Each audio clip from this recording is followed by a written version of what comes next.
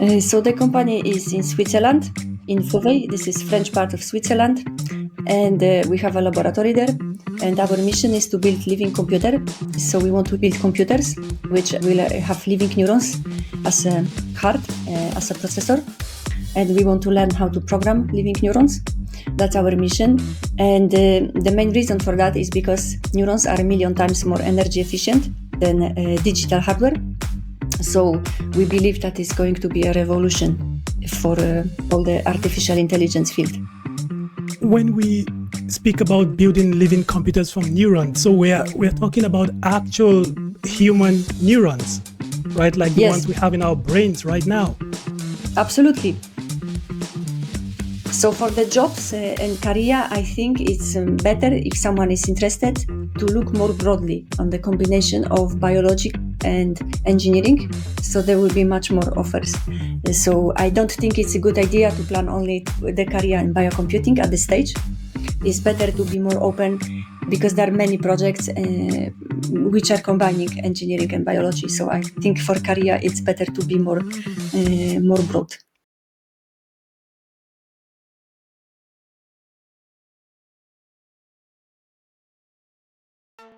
Hello and welcome back. Our guest today is part of a team that builds computers from neurons. Yes, the same neurons you've got in your brains right now. And yes, I have a lot of questions too. Dr. Ewelina Kurtys is a scientist turned researcher with a PhD in neuroscience. Let's hear more from the guest herself as she introduces herself, what she does, and this whole thing about living computers. Hello, Dr. Ewelina Kurtys. Welcome and thank you for joining us today. How are you? I'm good, thank you. I have quite a lot of interesting questions for you today. A lot of them are quite banal as an outsider, not necessarily deeply involved in the industry. So please bear with us and feel free to put on your hat as though you're speaking to 5-year-olds, because I will bring the audience with me as I ask the very, very basic questions. Okay, yep. That sounds amazing. Okay, if we may start from the very beginning, Ewelina, some watching this might not be familiar with who you are or what you do. Do you mind just at a very high level tell us who you are and what you do in the space? Of course. Hello, everyone. My name is Ewelina Kurtys. I'm a neuroscientist by background. I did my PhD in experimental neuroscience. And after academia, I moved to industry and I started to work with startups. And I discovered an amazing field of artificial intelligence. So I became fascinated with that. I started to work on engineering projects from the commercial side. And I also started to work on the next frontier in AI, in biological computing, which is a great combination for me. It's a combination of biology and engineering. So these are two fields with which I'm familiar. And this is the next revolution in artificial intelligence, as we believe. Yeah, we look forward to hearing more about that. Just curiosity, where are you tuning in from? Which part of the world? So I'm sitting in the countryside, close to Cambridge in the UK. Oh, and I'm United Kingdom. Yes, and I'm only team member which is remote because the lab of FinalSpark is in Switzerland in Vevey. Oh, okay. And FinalSpark is the company you work for or with at the moment, which we're going to speak about shortly. Yes, which is building biological computers. Yes. Oh, we're going to talk about that. Ewelina, just so I understand clearly, you, after academia, after the normal formal education, you now transitioned directly into working with startups. Is that correct? Can I understand what you studied formally? Formally, well, I studied pharmacy and biotechnology. So I did 2 masters in Poland, where I come from. After I did a PhD in the Netherlands. So that was actually already work, kind of, because it's you are actually working as a researcher. And I was working on medical imaging, on brain imaging. It's a very fascinating field where you can look inside your brain without opening it. And after I moved to London, I did some postdoc research at King's College, and I was also working on imaging, on medical imaging. Oh, you've been in this field for some time. But also work, yes. Yeah. Quickly, any reason for this particular passion with brains in this neuroscience field? Yes, I always, first of all, I always dreamed to be a scientist because I was always fascinated with that. I was fascinated with reasoning, that you can figure out things with your own brain. So I always wanted to be a scientist. And why I choose neuroscience is because I was always fascinated with the brain. I think it's the most exciting part of any medical field is anything related to brain. So this is why I went to that direction. And I went to experimental biology. I also enjoy this, sitting in the lab and playing with all the instruments, with all the equipment. It's a lot of fun. You can feel like a child in the playground when you have all these things in the lab and you can do experiments. So it's I just enjoy this. Interesting. Still looking from a very high level at your entire career, Ewelina, if there is one thing, something surprising that has happened during the entire course of your career, you would like to share something surprising. I don't expect like a cadaver, a body to stand up with a fake brain and walk out the laboratory or something, but could you just share something, an interesting experience you had, or like a wow moment or something that said, yes, I'm actually in the right career? Well, it depends. I was very fascinated with imaging when I was doing research, but it's quite boring for the external person if you don't play with that. But what surprised me a lot is maybe that, when I was younger, I always had assumption, in my head about the future, about what I should do next. And I was always, reasoning about this. But I discovered later that you can just explore the environment. And this is actually a surprise for me, that you can just go to explore and to see what is there. And then you can figure out what to do next. So that was a big revelation for me when I moved from academia to industry, because industry was very new field for me. I had absolutely no idea about what is this about. I didn't know anything about how companies are working. So this is something what I rather explored without a fixed plan for the future. And I think it's great because sometimes you can do things which are much better than what you could have imagined before. So that's some big revelation and maybe a huge difference between industry and academia. I completely agree. Now you've had quite a lot of projects, a lot of endeavors, which we will be closing this episode, just touching on those later on. For now, I just want to look at FinalSpark. And for anyone watching this, I think it's the main company right now that's building out these living computers, as we alluded to earlier on. But yes. I would allow Ewelina to tell us, first of all, where is this FinalSpark located and what's the mission of the company? So the company is in Switzerland, in Vevey. This is French part of Switzerland. And we have a laboratory there. And our mission is to build living computer. So we want to build computers which will have living neurons as a heart, as a processor. And we want to learn how to program living neurons.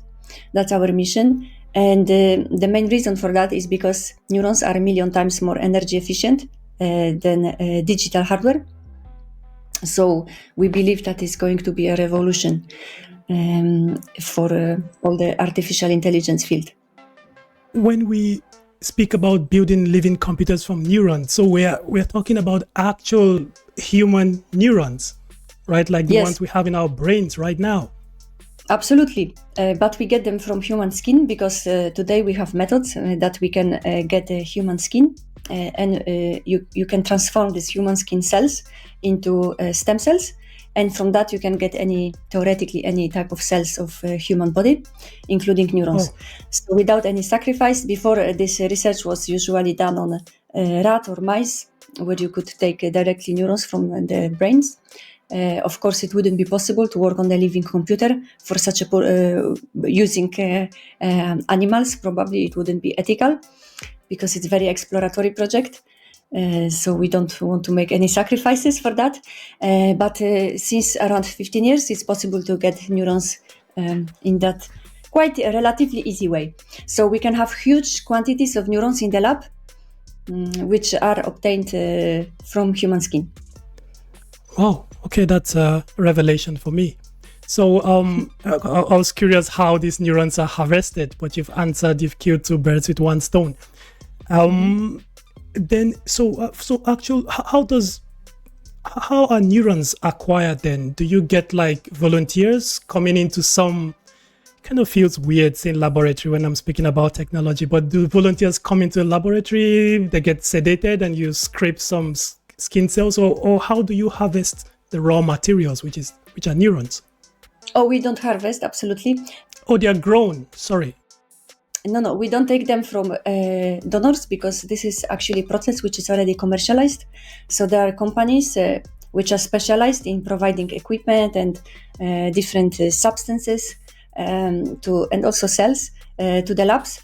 And these kind of things are done already commercially, so we don't have to do this. And many people are using actually this kind of cells derived from human skin for research, for biomedical research. So there are many labs. So this is already standardized process. So we don't have to do this ourselves.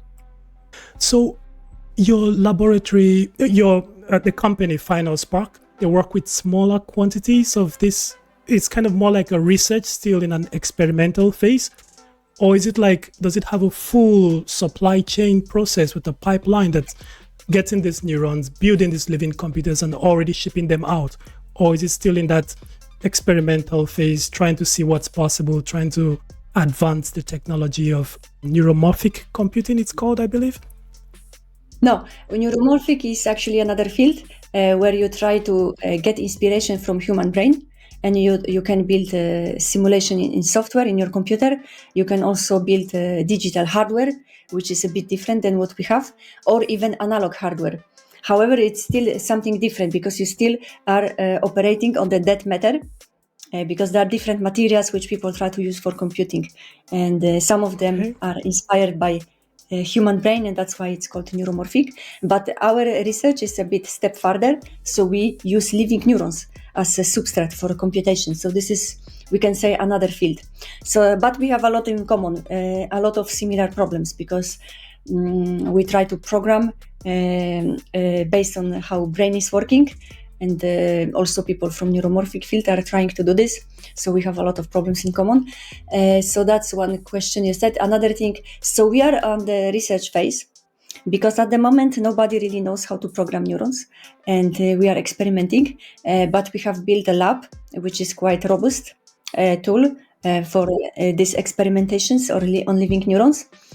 And currently our lab can be accessed remotely. So actually researchers from all over the world can access, and we have a lot of collaborators from different universities who are using our lab for free to do some research. And we even have first clients, a commercial, who are paying us to get access to the lab. So at the moment it's all about basic research on how neurons process information. So we are not yet we don't have final product, but however our lab itself is already a product, so this is a surprise for us, but it's nice surprise. And regarding the shipment, you said, so we are not going to ship anything. Our competitors, Cortical Labs from Australia, they have this approach that they would like to ship computers, portable computers. Our vision is a bit different. We imagine that we will build bioservers, such as central laboratories, which will be accessed remotely, as today our lab for research. The same way bioservers will be accessed remotely in the future for the computing power. So the same way as today cloud computing works, that you can access the servers. So we rather imagine this, and we think that it makes more sense because neurons are very fragile. So you need very specific, you have to be very careful with all the environment, with all the conditions of the neurons, for example, temperature or any kind of vibration, when you move something, all this matters for neurons. So we think that central laboratories, bioservers will make more sense. So we dream about bioserver. You know, I find it fascinating how when you speak about these things, there's already this nice ecosystem taking shape. you mentioned competitors in some other country. You're speaking about neurons being very fragile. We are observing what you can say it's a nascent technology just coming into the industry, brand new. This is how it happens. You've got laboratories experimenting and building things out. The work you're performing right now, at the core, it's still based on neurons, right? So it's not as if you've still got the traditional chips, microchips, transistor-based chips being augmented by neurons. The main core computing is done just by neurons. Can I confirm Yes, this? absolutely. That's the idea, that the core processor will be from living neurons. Yes. Okay. If I may clarify without assuming, your role in the team, is it directly involved in the functioning of these neurons? Because I'm about to ask a little bit deeper question how that actually happens. With traditional computers, we know it's transistor based, you've got zeros and ones. I'm very curious to understand how neurons are able to achieve this. So my role is on the commercial side. So I talk with investors, also with press sometimes, or any people external to the project to make sure that everyone knows about it. That's our main mission because it's a new field, so we want to promote this. So that's about my role. When it comes how neurons process information, this is totally different than in the digital hardware, because indeed in the digital hardware you have 0-1 system. Brain works totally different, and of course living neurons, which are building blocks of the brain, they work in a different way. So brain is encoding and processing information in time and space. So that's we know for sure.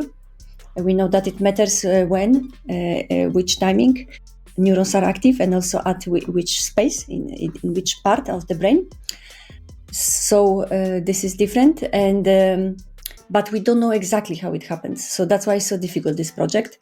And because nobody really knows exactly how neurons encode information, we can only guess. And at the moment, we are doing a lot of experiments, which are trial and errors.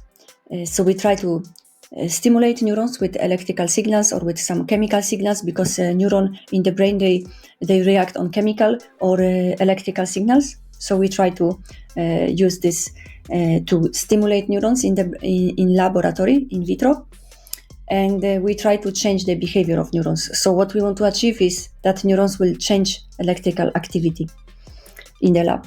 So this is still a lot of trial and error to try to figure out the methods, what works best. Interesting. So we know for sure it's different, but we don't know exactly how it works. Are any computations being performed even now? At least, can these neurons perform a 1 + 1, or just maybe a most basic? Are we getting consistent computation? Are you aware of any such achievements? Well, so far we managed to store 1 bit of information. 1 bit is very early. We cannot make any calculations at this stage. And it's really that early. It's really it's new. Yes, it's very, very early stage. So we cannot, sometimes people are coming to us, they want to use our lab remotely, and they think that it works like ChatGPT. Unfortunately, it's not yet this stage. So at the moment, it's more fundamental research on how neurons process information. So it's a lot of signal processing and trying to figure out any kind of patterns and making sense of the data from neurons. Right now, maybe you're speaking from the perspective of FinalSpark, but maybe for the wider, the world, the entire world, is it the same level of achievement we're speaking about? Or has more been done that you're aware of? No, to our knowledge, not. Our competitors have a little bit different approach. They try to play with the games, with simple games, and they publish some paper about this. However, we were never able to reproduce these results, so it's hard to say. Yeah, it's transparency is not a big thing in this new technology. No, it's very transparent. It is very transparent, but it's very complex also. And also we have a little bit different settings because we have different approach for computing. So there is a lot of things, when you compare also in experimental biology, when you compare different labs, there are so many different things which can affect your experiments that it's difficult to compare, and sometimes difficult to do the same thing in different labs. I'm just learning for the first time just how advanced this industry is. It's still pretty new from the look of it. It's still pretty new. Do you have investors in this? Are they throwing in funds to support this? Or are people skeptical about the industry? So for the moment, the whole project is funded by founders, by Fred Jordan and Martin Kutter. So these are two entrepreneurs who founded FinalSpark. And they invested so far. We are also talking with investors, external, with venture funds. And we are considering accepting investor because we would like to accelerate our research because so we can continue like we are doing now for a very long time, but it will be very slow. And we believe that investment could accelerate our development. So that's also one of the reasons why we also do podcasts or try to talk with press is because we want that people know this kind of technology, that they are familiar with this, that they see that it's real and coming. And it's not total surprise why people do biocomputing. Have we imagined how the near future would be if what FinalSpark is working on, for example, becomes a viable product? You can perform computations, build this into living computers executed exclusively by neurons. Do you see a future where the whole hardware we use, the usual computer, now be replaced by a separate device that has living neurons in it, we ship to offices, and that will be used for computation? No, we think that neurons, like every new technology, also quantum computing, will be addition to digital computing. It will never replace everything totally, because there are some things which neurons do better, and there are some things which digital computers do better. So we think it will be complementary, and we imagine that we will be able to provide computing power, which will be very competitive.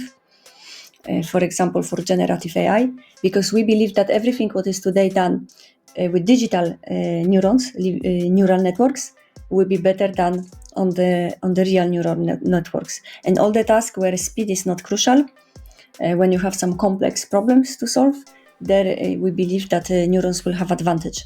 So we imagine that in around 10 years, our biocomputers will work. And as I said, it will be huge revolution, because they will be much more, 1 million times more energy efficient. So they will be much cheaper AI with much less energy requirements. So it will change a lot because probably part of the market will be taken by living computers. But part of this, probably not everything, because there are a lot of tasks for which computers are better. Do you mind sharing one of such tasks for which, neurons do not live up to traditional computers? So we can, by looking at human brain, because of course computers we don't have today, by looking on the human brain, we can have some idea what neurons do better. So we can imagine that all the complex tasks, so for example, generative AI, generating some new content, new ideas, that could be something where neurons can be better and much more efficient, energy efficient, because our brain can just work on one banana for the whole day. And if you would like to reproduce the working of the human brain, you would need a small nuclear plant for this. So you can see that neurons can generate a lot of things, a lot of ideas, a lot of content with much less energy. So we believe probably generative AI will be good task for neurons. But of course, it's assumption. At this stage, we are only assuming by looking at brain. Yeah, I can imagine. Also on that, I know you explained that your company doesn't have to worry about the raw materials, if I can call it that, coming in. Yes. Because the whole industry is kind of segregated, and there's a different section building out these neurons and creating these neurons and shipping them out to whoever is paying for them. But would you happen to know how they are harvested? I'm just genuinely curious. Is it human cells? Yes, you take it from humans, from the skin. It's human skin cells, so you take it from human. And then you have to process this in the lab so that you can culture them in the lab and you can multiply them. So it's a long process where you keep cells in the dish in the special liquid, because usually cells in vitro are kept in the special liquid. It's called medium. And then you can add a different substance to this medium, so you can change the behavior of neurons or cells at this stage.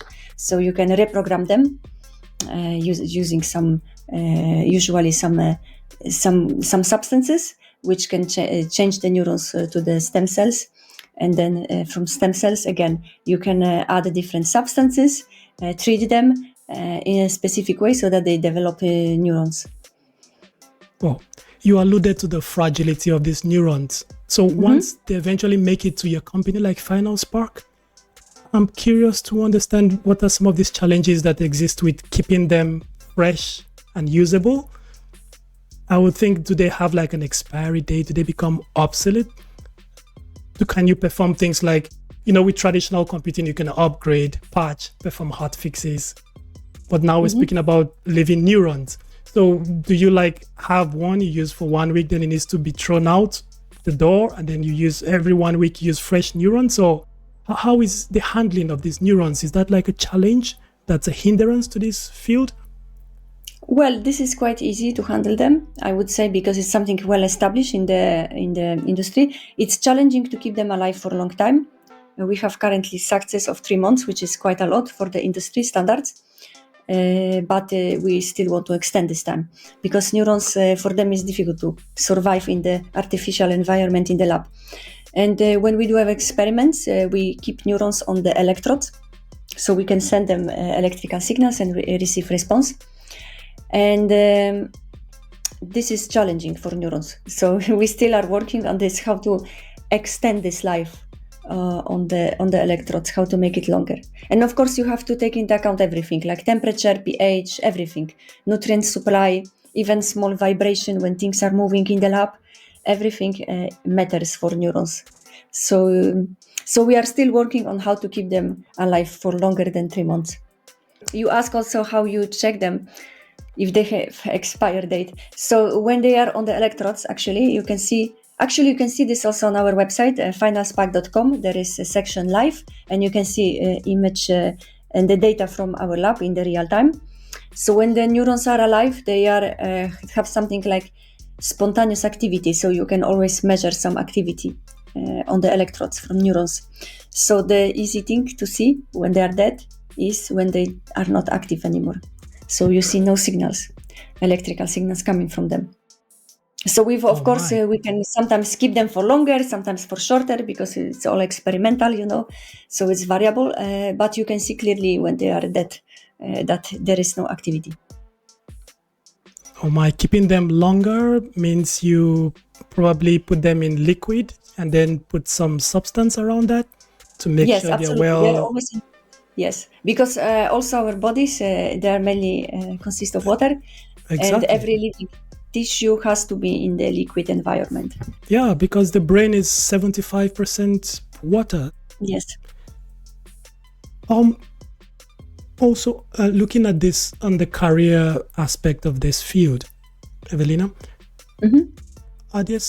could you help us understand what career opportunities exist within this field for people who might be watching this and say, I find it interesting and I would like to go explore what work I can do in this field?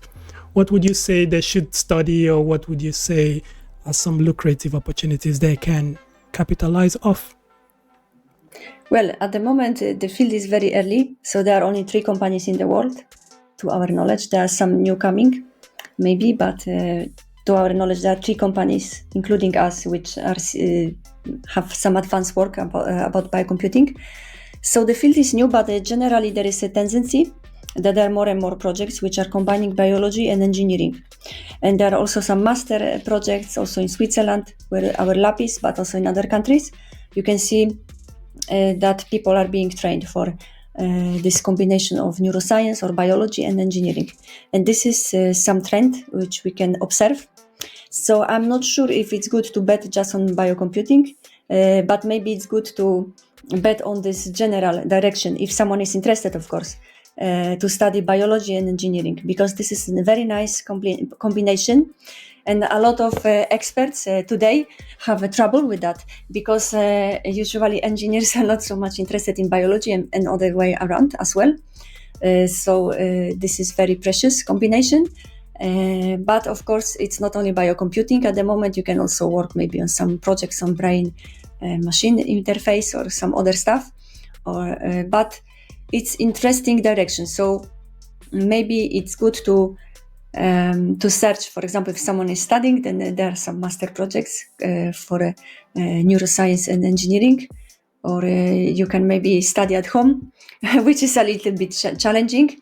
But I would say it's good to go in direction where you understand some biology and learn to code. So these are two things which is good if you want to work in the future on biocomputing. And of course, in 10 years, it's hard to predict. If we find investors, we will for sure be hiring. But at the moment, we do not actually hire new team members. We are a very small team. But the field is predicted. We've seen some market research studies actually last week, which predict continuous growing of the field of biocomputing. So for sure, it will be more and more. But it's at this stage, it's always important to be multidisciplinary to work on this. Be flexible and study a wider range of related subjects. But yes, definitely. But also when we see, the progress of AI, of everything, I think more and more generalists will be needed. Not necessarily narrowly specialized people, but it will be necessary because a lot of repetitive tasks will be done by AI. You can see such a trend, but what is needed from humans is to connect all these different things in the bigger picture. Yeah. And let's say someone watching this has already acquired this foundational knowledge. Let's say someone has been studying biology and engineering so far, and they're thinking, okay, now I'm ready to make that leap. If I may use your own words, they're willing now to leap from academia into the industry. I just learned from you that we are looking at roughly only 3 main companies, working on this globally.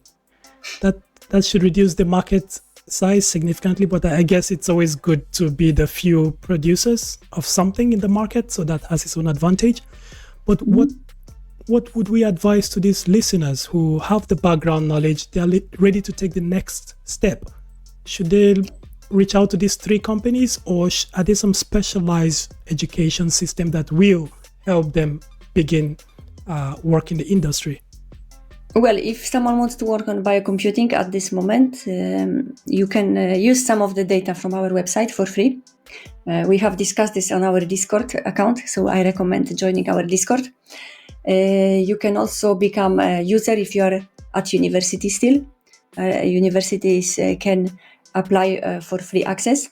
However, is very competitive. And also, if you are a private person or a company, you can pay to have access.